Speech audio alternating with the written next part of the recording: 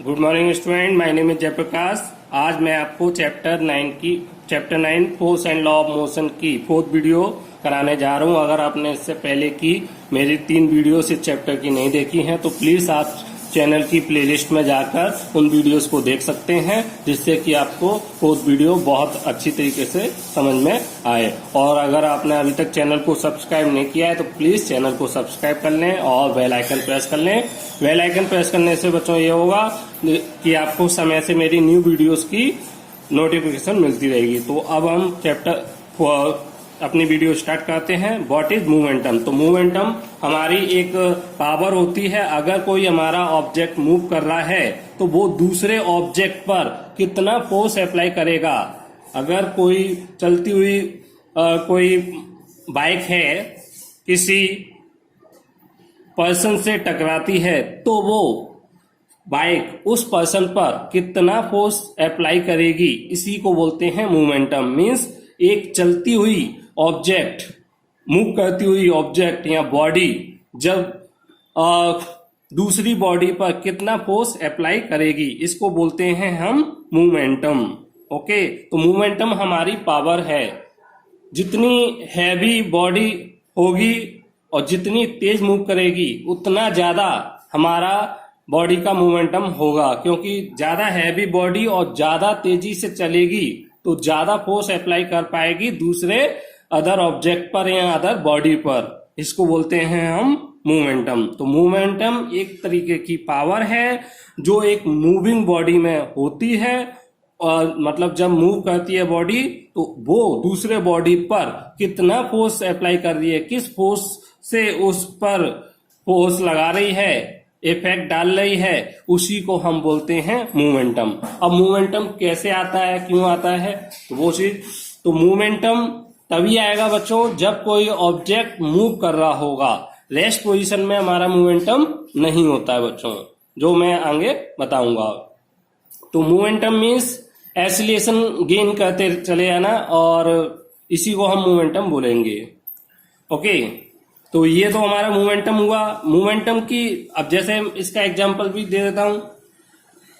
जैसे ये एक बाइक है, हमारी बाइक हमारी इधर रोड पर चल रही है इस तरीके से।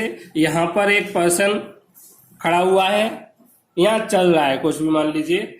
जैसे ही ये मूविंग बाइक लिख देता हूं मैं यहां पर, मूविंग बाइक इस पर्सन से या इस पर्सन को हिट करेगी, टकराएगी, उससे होगा क्या, इस पर्सन पर एक फोर्स अप्लाई होगा। किसके द्वारा? इस बाइक के द्वारा। जो ये बाइक इस पर्सन पर जो फोर्स अप्लाई कर रही है उसी को हम क्या बोलेंगे, उस बॉडी का मोमेंटम। कि इसमें कितना मोमेंटम है उस कैसे पता चलेगा? अगर ये जो पर्सन है, पर्सन पर कितना फोर्स अप्लाई हो रहा है उससे पता चल जाएगा। अब यहां पर बाइक की बजाय अगर यहीं पर एक ट्रक हो, ये भी समझ लीजिए। अब ट्रक इस पर्सन को मारे और एक बाइक मारे, किसका ज्यादा मोमेंटम होगा? तो आप जाहिर सी आराम से बता सकते हैं कि ट्रक का मोमेंटम ज्यादा होगा, क्योंकि ट्रक इस पर्सन पर बहुत ज्यादा फोर्स अप्लाई कर देगा, क्योंकि इसका मास बहुत ज्यादा है। जबकि बाइक हमारी हल्की है, उसका मास कम है, इसलिए इस पर फोर्स कम अप्लाई कर पाएगी अगर इन दोनों की स्पीड सेम है। अगर स्पीड ज्यादा होती है तो फिर अलग बात होगी। ओके, तो ये हमारा बाइक और ट्रक का एग्जांपल हो गया। अब बच्चों इसको मैंने आपको स्पीड के टर्म में बताया। जैसे इसकी हमारा स्पीड तो दोनों की सेम है, मास के टर्म में बताया कि इसका मास ज्यादा है इसलिए इस पर ज्यादा फोर्स अप्लाई कर पा रही है, और बाइक का मास कम है इसलिए कम फोर्स अप्लाई कर पा रही है इस पर। मींस मोमेंटम कम है उस बाइक का, और ट्रक का मोमेंटम ज्यादा है। अब दूसरा, इसी को हम दूसरी लैंग्वेज में मोमेंटम को कैसे बोल सकते हैं? ये तो एक्चुअल डेफिनेशन हो गई कि हमारी मोमेंटम क्या है, एक मूविंग ऑब्जेक्ट की पावर है जो दूसरी बॉडी पर कितना फोर्स अप्लाई कर रही है उससे हम रिप्रेजेंट कर सकते हैं उसको। ओके, मोमेंटम को हम पी से रिप्रेजेंट करते हैं बच्चों, और मोमेंटम किसी ऑब्जेक्ट को हम किसी ऑब्जेक्ट के मोमेंटम को हम उसके मास और वेलोसिटी के प्रोडक्ट मींस मल्टीप्लाई कर दें मास और वेलोसिटी को, तो क्या आ जाएगा, उसका मोमेंटम आ जाएगा। तो momentum p of an object is defined as the product of its mass m and velocity v। अगर किसी ऑब्जेक्ट की मास m है और वेलोसिटी v है तो उसका मोमेंटम कितना हो जाएगा, p बराबर mv। ओके, तो ये डेफिनेशन हमारी अकॉर्डिंग टू ये भी हो गई और ये भी दोनों। अब नोट पॉइंट, मोमेंटम हमारी बच्चों एक वेक्टर क्वांटिटी है। वेक्टर क्यों है, क्योंकि इसमें डायरेक्शन भी होती है और मैग्नीट्यूड भी होती है। When we apply an unbalance force on an object, velocity of an object change, has be also called momentum of object also change. बच्चों, जब भी हम किसी बॉडी पर क्या करेंगे, अनबैलेंस फोर्स अप्लाई करेंगे, जैसे ही फोर्स अप्लाई करेंगे किसी बॉडी पर होगा क्या, उसकी वेलोसिटी में चेंज आएगा। वेलोसिटी अगर फोर्स अप्लाई कर रहे हैं तो वेलोसिटी हमारी इंक्रीज होगी अगर रेस्ट पर है, और मतलब वेलोसिटी में चेंज होगा। ओके, और वेलोसिटी में चेंज होने का मतलब क्या है, एसिलेशन चेंज होगा उसका, और एसिलेशन चेंज होने का मतलब क्या है, वेलोसिटी चेंज होने का मतलब p बराबर mv मीन्स उसका मोमेंटम में भी चेंज आएगा। एक बार और, जब हम किसी पर अनबैलेंस फोर्स अप्लाई करेंगे किसी ऑब्जेक्ट पर, तो उसकी वेलोसिटी में चेंज होगा, और वेलोसिटी में चेंज होगा तो फिर मोमेंटम में भी चेंज होगा। तो वही यहाँ पर लिखा है कि when we apply an unbalance force on an object the velocity of an object change, hence be also called momentum of object also change. कि जब ऑब्जेक्ट पर हम फोर्स अप्लाई करेंगे अनबैलेंस, तो बैलेंस फोर्स पर नहीं होगा, क्योंकि बैलेंस फोर्स एक दूसरे को कैंसिल आउट कर देंगे, लेकिन अनबैलेंस फोर्स कैंसिल आउट नहीं करते हैं और वो ऑब्जेक्ट पर अपना इफेक्ट दिखाते हैं। उस इफेक्ट की वजह से उसकी वेलोसिटी में चेंज होगा, और वेलोसिटी में चेंज होने की वजह से, क्योंकि वेलोसिटी हमारे मोमेंटम के फॉर्मूले में आ रही है, तो वेलोसिटी अगर हम कम या ज्यादा करेंगे तो मोमेंटम पर उसका इम्पैक्ट देखने को मिलेगा, मीन्स मोमेंटम भी चेंज होगा। ओके, अब बच्चों एसआई यूनिट ऑफ मोमेंटम, तो P बराबर हमारा फॉर्मूला P बराबर mv। ओके, m क्या है, मास को हम किस में डिनोट करते हैं, kg, और वेलोसिटी को हम किस में मेजर करते हैं, मीटर पर सेकंड में। ओके, मीटर पर सेकंड इसकी हमारी यूनिट हो गई और m की kg हो गई। तो एक यूनिट तो हमारी हो गई किलोग्राम मीटर पर सेकंड, दूसरी इसी को हम, ये हमारी एसआई यूनिट हो गई, वो फोर्स की बता रहा था बच्चों में, सॉरी। तो ये हमारी एसआई यूनिट हो गई। अब एग्जांपल इस मोमेंटम के, क्योंकि इस मोमेंटम से ही आप सेकेंड लॉ ऑफ मोशन समझोगे, इसलिए मोमेंटम को अच्छी तरीके से समझना जरूरी है। A truck at rest does not required any attention when park along a road side. होता क्या है, अगर एक रोड के किनारे हमारा एक ट्रक खड़ा हुआ है, तो खड़े हुए ट्रक पर हमारा कोई भी अटेंशन रखने की जरूरत नहीं है कि ये किसी को कुचल देगा, मार देगा, ऐसा कोई दिक्कत नहीं है। क्यों? क्योंकि वो रेस्ट पोजीशन पर है। रेस्ट पोजीशन पर है मीन्स P बराबर mv। रेस्ट पोजीशन का मतलब क्या है, b उसकी क्या हो गई, 0, तो P बराबर 0, मोमेंटम उसका 0 है। तो रेस्ट पोजीशन पर होने की वजह से उसकी इनिशियल वेलोसिटी 0 और फाइनल वेलोसिटी 0 होता। ये है m बराबर b minus you upon t, ये है एक्चुअल फॉर्मूला ऑफ मोमेंटम। तो यहाँ पर वेलोसिटी में तो कोई चेंज होगा नहीं, रेस्ट पर है, तो इनिशियल वेलोसिटी भी सेम है और फाइनल वेलोसिटी भी सेम है, तो b और u सेम हो जाएगा, तो कैंसिल आउट होकर क्या हो जाएगा, p बराबर 0। मोमेंटम 0 होने का मतलब क्या है, ये अपनी पोजीशन चेंज नहीं कर सकता, दूसरे पर कोई इफेक्ट नहीं डालेगा, तो इस वजह से इस पर हमें कोई अटेंशन देने की जरूरत नहीं है। But a moving truck even at speed at low as 5 meter per second में kill a person standing in its पर। लेकिन अगर ट्रक मूव कर रहा है केवल 5 मीटर पर सेकंड की स्पीड से भी अगर मूव कर रहा है, तो वो अगर कोई पर्सन खड़ा हुआ है उसके रास्ते में और वो उसको हिट कर देता है, तो उसकी वजह से उस पर्सन की मौत भी हो सकती है, किल हो सकता है। क्यों? क्योंकि एक ट्रक का वजन बच्चों P बराबर mv, अगर वो 5 मीटर पर सेकंड से भी चल रहा है, वेलोसिटी 5 मीटर पर सेकंड, और मास मिनिमम 400 केजी एक ट्रक का होगा, अप्रोक्स 400 केजी मान लेता हूं, तो मोमेंटम कितना हो गया इसका 2000 केजी मीटर पर सेकंड, इतना ज्यादा उसका मोमेंटम हो गया। तो इस मोमेंटम की वजह से क्या होगा, इतना ज्यादा फोर्स अप्लाई करेगा बच्चों अगर ये ट्रक उस पर, तो पर्सन क्या होगा, किल होना ही होना है। तो वही यहां पर लिखा है कि but a moving truck, rest में तो ये था कि मोमेंटम 0 हो गया था, इस वजह से वो दूसरी बॉडी या पर्सन पर इफेक्ट नहीं कर पा रहा था। लेकिन जैसे ही वो मूविंग हुआ, और बेशक वो लो स्पीड में ही है, तो क्या हुआ, उसका मोमेंटम बहुत ज्यादा हो गया। उस मोमेंटम की वजह से बहुत ज्यादा फोर्स वो उस पर्सन पर जो उसके रास्ते में खड़ा हुआ है लगा पाएगा, और इस वजह से वो पर्सन क्या हो जाएगा, मर सकता है या बहुत ज्यादा इंजर्ड हो जाएगा। ओके, अब बच्चों एक और example, during the game of table tennis the ball hit a player does not hurt.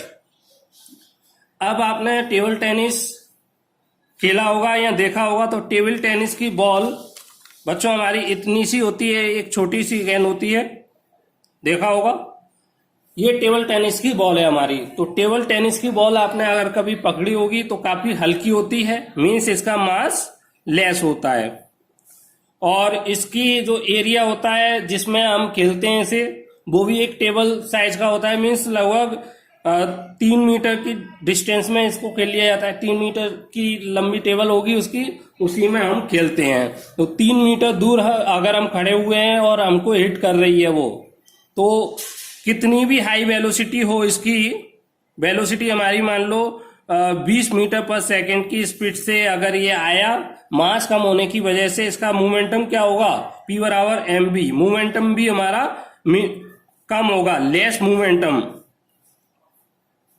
Less momentum. तो मोमेंटम हमारा कम हो गया, इस गेंद का मास कम है, हल्की है ये, और वेलोसिटी कितनी भी हो इसका लेस मोमेंटम होगा, क्योंकि बहुत ज्यादा मास कम है, प्रोडक्ट उसका कम हो जाएगा। लेकिन अगर on the other hand when A fast moving cricket ball hit spectacle, तो अगर कोई बंदा खड़ा हुआ है या फील्डर ही है, अगर फास्ट मूविंग क्रिकेट बॉल आती है, देखने वाला जो खिलाड़ी बाहर देखते हैं मैच को, उनके अगर पड़ जाती है तो वो चोटिल हो सकते हैं और काफी हर्ट हो सकते हैं। क्यों? क्योंकि उनकी एक तो गेंद का साइज बड़ा होता है, और ये किसकी होती है बच्चों, लेदर की होती है, लेदर की बनी होती है, और अप्रोक्स 200 ग्राम इसका वेट होता है, वेट इसका इतना होता है। तो इसका मास काफी ज्यादा है, मास ग्रेटर है एज कंपेयर टू कौन सी वाली, टेबल टेनिस बॉल। ये टेबल टेनिस हो गई, टेबल टेनिस बॉल, और ये हमारी क्रिकेट बॉल हो गई। तो क्रिकेट बॉल का मास बहुत ज्यादा है, और ये इसकी आपने फील्ड देखी होगी, तो बहुत बड़ी फील्ड में ये खेला जाता है। अगर उसकी स्पीड बहुत ज्यादा हाई है, वेलोसिटी भी हाई है, तो मोमेंटम P बराबर mv, इससे हम क्या कह सकते हैं, m और b जब और ज्यादा वैल्यू की दोनों वैल्यूज को मल्टीप्लाई करेंगे तो बहुत बड़ी वैल्यू आएगी। तो वेरी हाई वैल्यू, तो मोमेंटम हमारा बहुत ज्यादा होगा उस बॉडी का। तो क्रिकेट की बॉल का मोमेंटम ज्यादा होने की वजह से ये स्पेक्टेटर को क्या कर सकती है, हर्ट कर सकती है, चोटिल कर सकती है।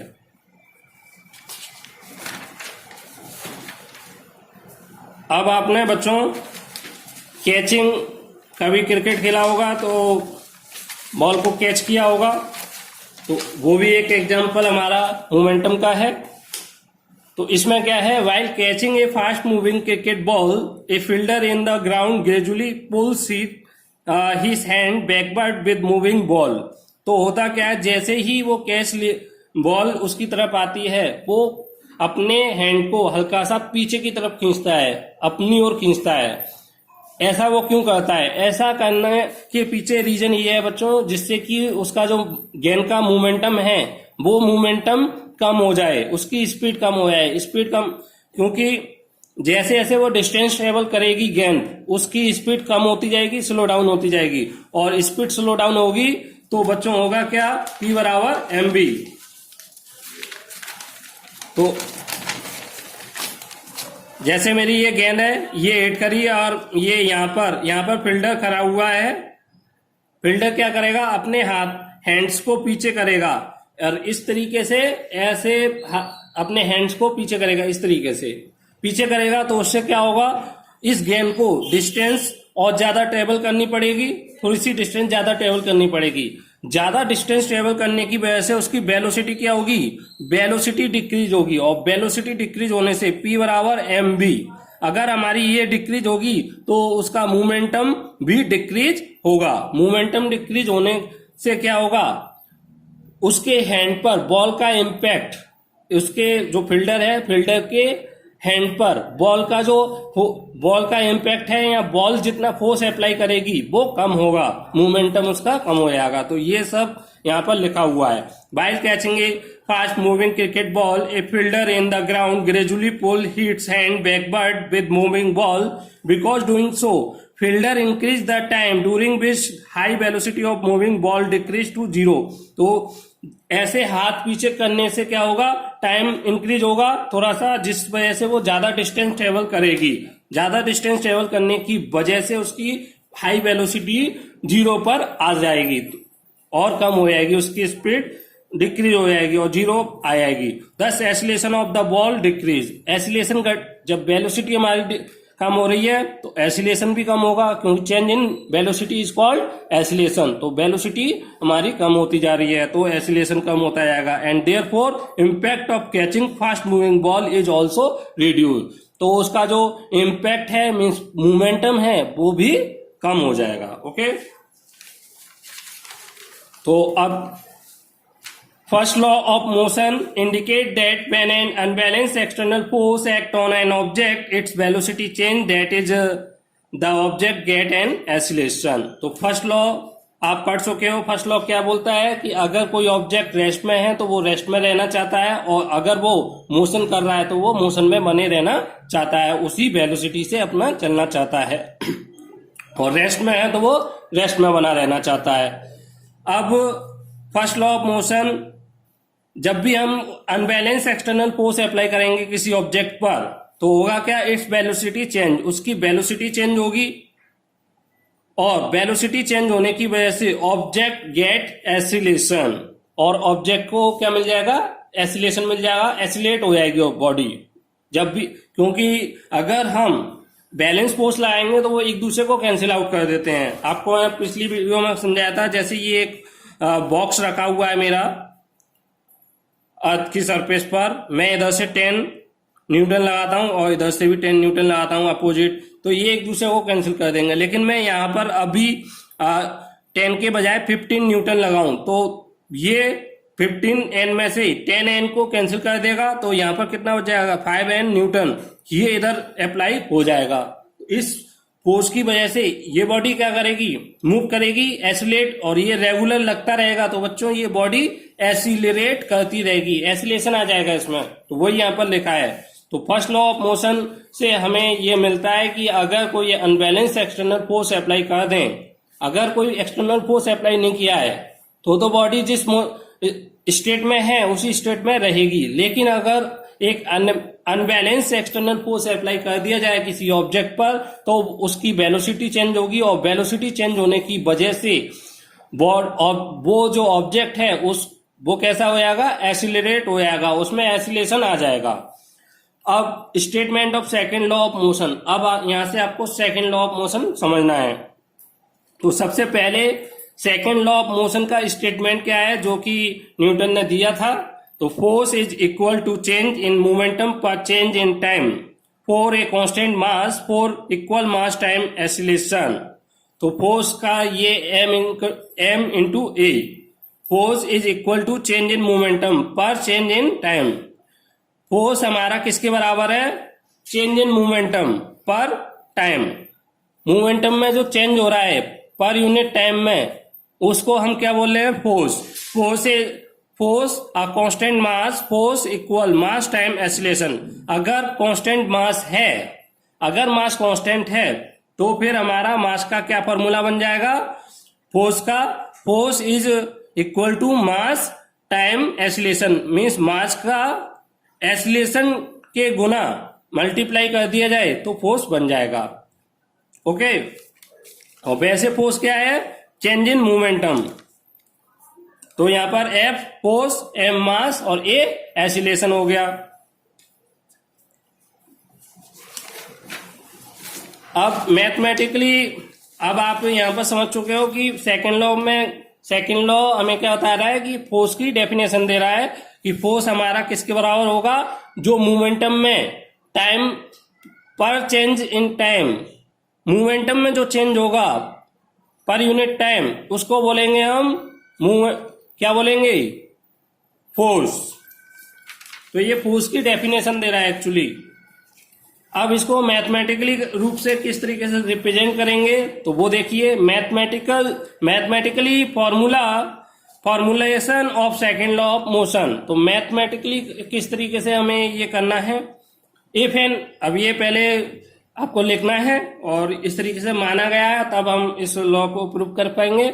If an object of mass m, अगर एक ऑब्जेक्ट है जिसका मास m है, is moving along a straight line, और वो क्या कर रहा है? एक स्ट्रेट लाइन में मूव कर रहा है, स्ट्रेट लाइन में मूव कर रहा है with an initial velocity u, जिसकी इनिशियल वेलोसिटी कितनी थी? स्टार्टिंग में वो u वेलोसिटी से चलना प्रारंभ किया, स्टार्ट किया।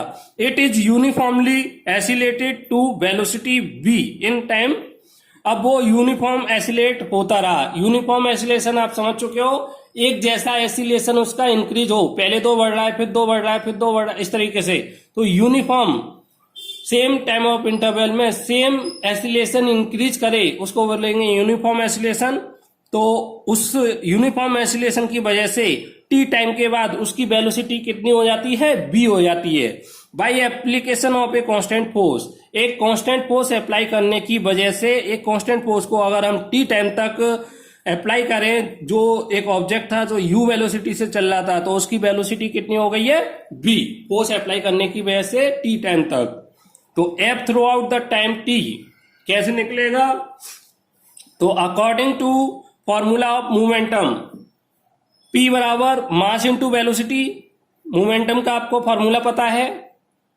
अब इसका इनिशियल मोमेंटम ऑफ ऑब्जेक्ट कैसे निकलेगा? क्योंकि ये मूविंग ऑब्जेक्ट है और एसिलेट हो रही है, तो मोमेंटम में चेंज होगा ही होगा, तो वो हम निकाल रहे हैं। तो पहले तो फॉर्मूला पता कर लिया हमने कि फॉर्मूला क्या है मोमेंटम का, मास इनटू वेलोसिटी। अब इनिशियल मोमेंटम क्या होगा? इनिशियली ऑब्जेक्ट किस वेलोसिटी से चल रहा था? u वेलोसिटी से, तो u, और मास कितना? मास तो उसका कांस्टेंट है m, तो m। Final momentum of the object, अब फाइनली वेलोसिटी कितनी हो गई थी? v, तो v वेलोसिटी हो गई, और मास अभी भी m ही रहेगा क्योंकि कांस्टेंट मास का एक ऑब्जेक्ट है। चेंज इन मोमेंटम, अब मोमेंटम में चेंज कितना हो गया? तो p2 minus p1 means second final momentum और इनिशियल मोमेंटम। फाइनल मोमेंटम में से मैं इनिशियल मोमेंट को माइनस कर दूं तो चेंज आएगा मेरा। तो p2 की वैल्यू mv और p1 की वैल्यू mu, m में कॉमन ले लूंगा तो v माइनस u। अब बच्चों ये तो हमारा मोमेंटम, चेंज इन मोमेंटम आया, ये किसी स्टैंड पर है। अब लेकिन ये फोर्स हम टी टाइम तक अप्लाई कर रहे हैं। मैंने यहाँ पर क्या लिखा? फोर्स टाइम टी के लिए। तो टाइम, तो फिर मैं इसकी रेट निकाल सकता हूँ। रेट क्या होता है? कितने टाइम में कितनी रेट से चला है, तो वही रेट निकाल ले हम। था rate of change of momentum m B minus you upon t. तो टी टाइम में इतना चेंज हमारा हुआ, कितने टाइम में कितना चेंज हुआ, तो यही हमें according to first law statement क्या बोल रहा था। अब यहां तक तो हमारा मोमेंटम, चेंज इन मोमेंटम आ गया। अब according to statement force is equal to change in momentum per change in time. तो मोमेंटम में change per change in time is called क्या, फोर्स। तो फोर्स, अप्लाइड फोर्स F, तो F is directly proportional to change in momentum per change in time. पर change in time, कितने time में ये change हुआ मोमेंटम इतना, उसको बोलते हैं हम, उसी को हम फोर्स बोल देंगे। तो force M B minus you upon T. Okay, अब change in velocity with respect to time is called, change in velocity with respect to time is called acceleration. तो मैं इस b माइनस यू इतने पूरे term को, ये वाले term को क्या लिख दूंगा, a के बराबर लिख दूंगा। ये acceleration, change in velocity with respect to time is called acceleration. तो f is directly proportional to ma। अब मैं प्रोपोर्शनल साइन को, ये प्रोपोर्शनल साइन को हटाऊंगा तो एक कांस्टेंट टर्म आएगा जिसको हम k बोलेंगे, या प्रोपोर्शनल कांस्टेंट बोल सकते हैं। तो k यहाँ पर एक कांस्टेंट हो गया, उस कांस्टेंट की वैल्यू हम 1 लेते हैं, या एक्सपेरिमेंटली 1 आती है कह सकते हैं। तो value of k is equal to 1। तो F बराबर ma हो गया। अगर k की वैल्यू है 1 पुट कर दूंगा इसमें, तो F बराबर ma। तो ये हमारा मास, ये फोर्स का फॉर्मूला हो गया। लेकिन ये फोर्स का फॉर्मूला कब है बच्चों, जब हमारा यूनिफॉर्म एसिलेशन हो रहा है, और दूसरा मास हमारा कैसा है बॉडी का, कांस्टेंट। मास कांस्टेंट है और यूनिफॉर्म एसिलेशन हो रहा है, उस टाइम पर फोर्स का फॉर्मूला ये ही लगेगा, और आपकी क्लास में यही लगना है। यूनिट ऑफ फोर्स, फोर्स की यूनिट क्या है बच्चों, तो एम को, फोर्स बराबर क्या है हमारा फॉर्मूला, F बराबर ma। तो m को मैं किससे मेजर करता हूं, केजी में, और एसिलेशन का आपको मैं बता चुका हूं मीटर पर सेकेंड स्क्वायर। तो ये एक यूनिट हो गई। दूसरी यूनिट क्या हो गई, इसी को हम बच्चों, क्योंकि इस लॉ को किसने डिस्कवर किया था या किसने बताया था, तो वो न्यूटन ने बताया था। उनके इस काम को ऑनरेबल करने के लिए उन्हीं के नाम पर इसकी यूनिट रख दी फोर्स की, न्यूटन। ओके, तो ये ऐसा यूनिट ऑफ फोर्स बोलते हैं इसको, मतलब फोर्स की ऐसा यूनिट बोलते हैं। तो ये आपको समझ में आ गया। लास्ट इसी में थ्योरी का, इस पोर्शन का लास्ट, तो first law of motion can be mathematically state from mathematical expression of second law of motion. Means first law को हम मैथमेटिकली सेकेंड लॉ के मैथमेटिकल एक्सप्रेशन से रिप्रेजेंट कर सकते हैं। जो फर्स्ट लॉ हमारा बोलता है कि कोई ऑब्जेक्ट है वो रेस्ट में है तो वो रेस्ट में रहेगा, और मोशन में है तो वो मोशन में रहेगा, तो वो हम इसके थ्रू, इस जो हमें सेकेंड लॉ का एक्सप्रेशन मिला है उसके थ्रू हम मैथमेटिकली एक्सप्रेस कर सकते हैं। कैसे, F बराबर ma, और एसिलेशन बराबर क्या होता है, change in velocity upon with respect to time. Okay, तो F बराबर m b minus you upon t. ये हमें क्या है, सेकेंड लॉ का एक्सप्रेशन है। सेकेंड लॉ ऑफ मोशन यही बोलता है कि फोर्स हमारा किसके बराबर होगा, change in momentum per unit time, नहीं, जितना टाइम लगा। ओके, टी को मैं इधर मल्टीप्लाई कर दूं, क्रॉस मल्टीप्लाई कर दूं इधर अपॉन 1 करके, तो एफ टी बराबर m p minus m u. तो फिर इसका मतलब क्या होगा कि अगर मैं फोर्स को किसी भी तरीके से जीरो कर दूं, अगर मेरा फोर्स जीरो है, f t m B minus m u. अब मैं किसी भी तरीके से फोर्स की वैल्यू इसमें जीरो पुट कर दूं, तो zero is equal to 0 into t m B minus m u. अब टी का 0 से मल्टीप्लाई करूंगा तो 0 m B minus m u, और इसको माइनस वाले को उधर ले आऊंगा तो m b equal to m u, m से एम कैंसिल, तो b equal to u. Means अगर किसी ऑब्जेक्ट पर एक्सटर्नल फोर्स, ये क्या है, external force, external force zero है, बाहर से कोई फोर्स अप्लाई नहीं हो रहा है, तो बी बराबर यू, उसका इनिशियल और फाइनल वेलोसिटी सेम होगी, उस ऑब्जेक्ट की इनिशियल और फाइनल वेलोसिटी सेम होगी। मींस वो